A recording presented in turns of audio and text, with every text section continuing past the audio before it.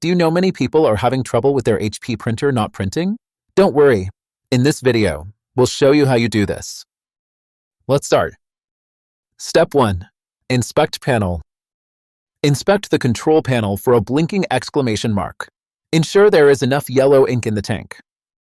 Step 2. Refill ink. Refill the yellow ink tank by opening the lid, removing the cap, and pouring ink to the designated level. Step 3. Check printheads. Check the printheads by accessing the printhead area.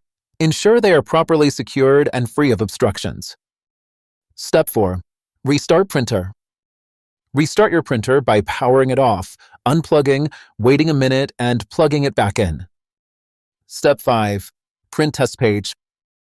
Attempt to print a test page to verify if the issue is resolved, ensuring everything works smoothly.